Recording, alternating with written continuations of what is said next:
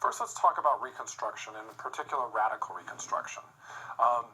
When we talk about Reconstruction, we're really talking about both the physical and ideological reconstruction of the South after the Civil War. So, after the South had lost the Civil War, the North basically wanted to implement their policies in the South, and they wanted to sort of make the South reconstruct according to their guidelines. There were two major groups that had very differing opinions about how to do this. One group was the radicals, and the other was the moderates.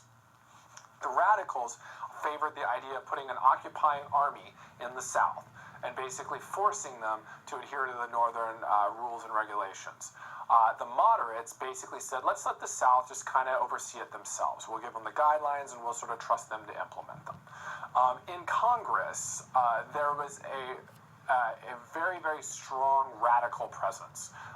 Congress really favored the idea of putting occupying army in the South.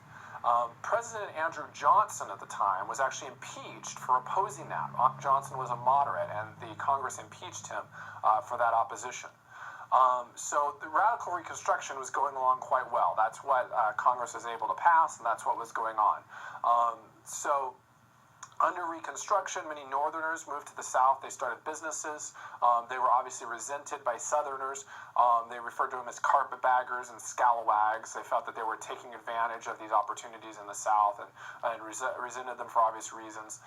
Carpetbaggers because they brought things that they were going to sell in suitcases that were made with carpet, sort of carpet bags. Scalawags was sort of an insulting thing to call someone at the time.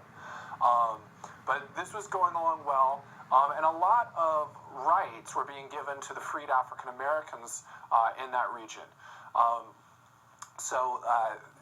Suffrage rights, right to vote, property rights, all sorts of things were being given to the freed African Americans, integrated facilities, all sorts of things.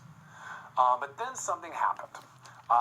There was a disputed presidential election in 1876, and it led to a compromise. Essentially, it was a sort of ballot counting issue and a sort of debate about who had won the presidency. And so the North offered a compromise to the South, and they said, if you will accept our candidate as the President of the United States, we will end radical Reconstruction.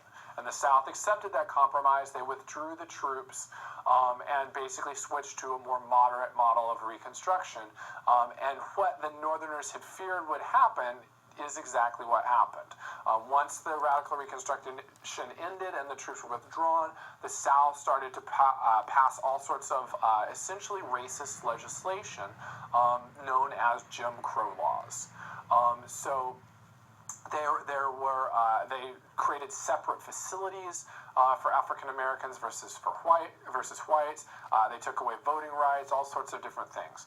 And it wouldn't be until 75 years later that Americans in the American Civil Rights Movement, under people like Dr. Martin Luther King, that these practices are overturned. There are monumental court cases like Brown versus the Board of Education of Topeka, where they said separate facilities are inherently unequal, and they integrated schools and things like that. But a lot of these rights, which we associate with having been won during the civil rights movement of the 1960s, already existed under radical Reconstruction. And they were lost because of this compromise of 1876.